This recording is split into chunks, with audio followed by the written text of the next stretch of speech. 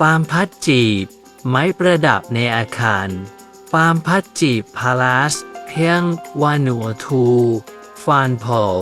รัฟฟานโพเป็นไม้พุ่มเดี่ยวที่เจริญเติบโตได้ช้ามีความสูงได้ประมาณ 3-6 เมตรใบ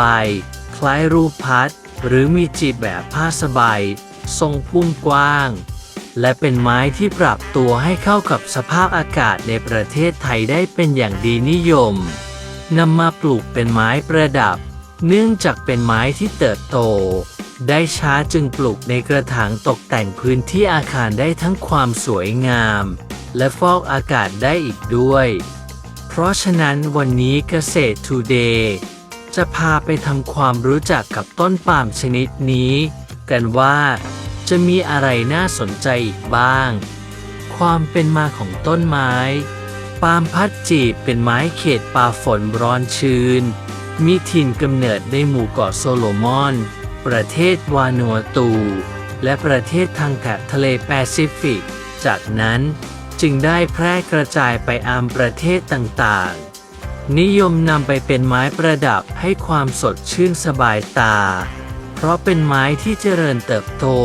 ได้ช้ากว่าต้นจะใหญ่เต็มที่ใช้เวลาประมาณ10 ปีขึ้นไปเหมาะสำหรับผู้ปลูกที่ไม่เร่งรีบได้เห็นต้นปาล์มค่อยๆเติบโตไปการเวลาอย่างช้าๆและใช้เป็นไม้ประดับเพิ่มพื้นที่สีเขียวให้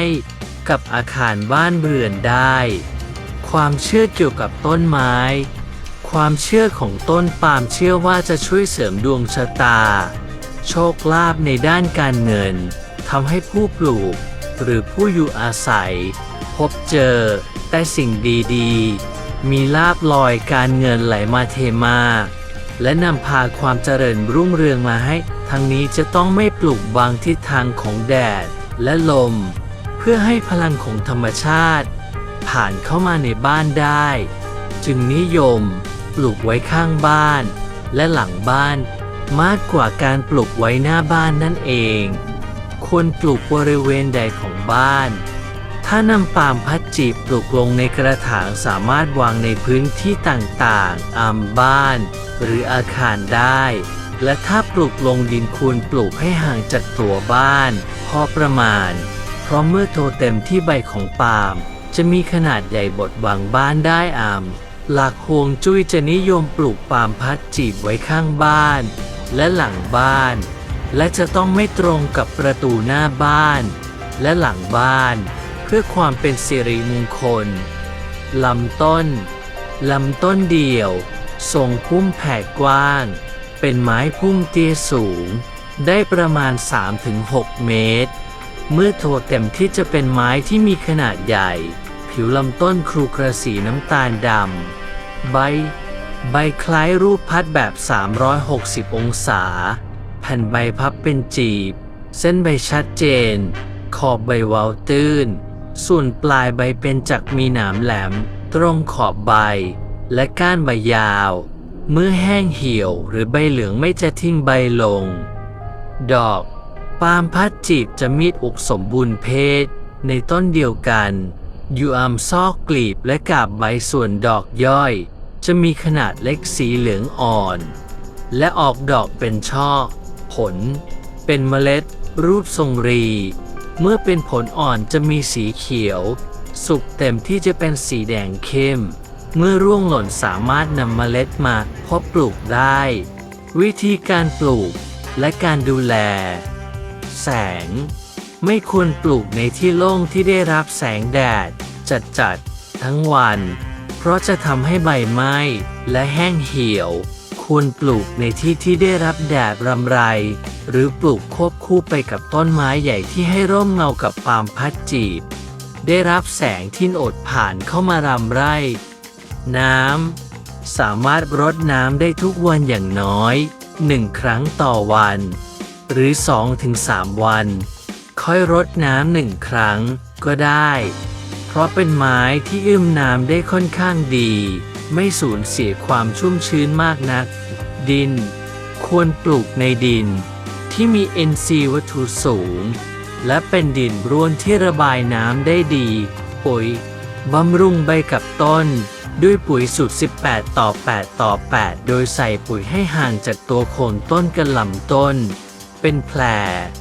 หรือบำรุงดินด้วยปุ๋ยคอก ปุ๋ยหมักให้เป็นอาหารไปเลี้ยงส่วนต่างๆของต้น การบำรุงดูแล ตัดแต่งกิ่งในส่วนที่ใบไม่ใบเหลืองออก ใน1 ปี จะมีใบไม่ประมาณ 3-4 ใบ โรคและแมลงเข้ามาบกวนน้อยมาก ดูแลง่าย อาจเกิดโรคใบจุด สามารถใช้ผลิตภัณฑ์กำจัดศัตรูพืชร่วมด้วย การขนย้ายไปยังสถานที่อื่น ต้องคอยระวังเรื่องการสะบัดให้ดี เพราะอาจจะทำให้ยอดหักได้ และเหี่ยวแห้ง ลงในเวลาไม่กี่สัปดาห์ การขยายพันธุ์ ต้นปาล์มพัดจีบที่นิยมกันจะขยายพันธุ์ทวารด้วยการเพาะเมล็ด หรือปล่อยให้เมล็ดของต้นปาล์มร่วงหล่นใต้ลำต้น และรอให้งอกต้นอ่อนขึ้นมา จึงนำมาขยายพันธุ์ต่อได้ส่วนการเพาะเมล็ดทำได้โดยนำภาชนะ หรือกระถางใส่ดิน ที่มีความร่วนระบายน้ำได้ดีลงไปนำเมล็ดที่เตรียมไว้ใส่ลงดิน แล้วกลบและรดน้ำรองอกเป็นต้นอ่อนใช้เวลาประมาณ 4-6 เดือน เมื่องอกแล้วนำไปปลูกในหลุมที่เตรียมไว้ ซึ่งจะขุดหลุมให้มีขนาด2 เท่าของต้น เมื่อขุดหลุมแล้ว รองพื้นด้วยปุ๋ยละลายช้า ปุ๋ยคอกปุ๋ยหมัก หรือกากมะพร้าว ให้เป็นอาหารของต้นต่อไป ใส่ดินปลูกเดิม และต้นปาล์มลงไป กลบดิน และรดน้ำรอการเจริญเติบโตเป็นต้นปาล์มที่สวยงาม ประโยชน์ ส่วนใหญ่แล้ว ปาล์มพัดจีบจะนิยมนำมาเป็นไม้ประดับตกแต่งอัมสวน หรืออัมบ้านอาคารต่างๆ และนิยมทำไปประดับเป็นไม้ฟอกอากาศเพิ่มพื้นที่สีเขียวให้กับพื้นที่นั้นๆได้ ปาล์มพัดจีบเป็นไม้พุ่มเตี้ยที่เจริญเติบโตได้ช้า แต่เขาสามารถเติบโตได้ดีในสภาพอากาศในประเทศไทยที่ได้รับแสงแดดร่มรำไร และการดูแลเอาใจใส่ของผู้ปลูกที่อาจจะไม่ต้องดูแลมาก เนื่องจากเป็นไม้ที่ไม่ค่อยมีแมลง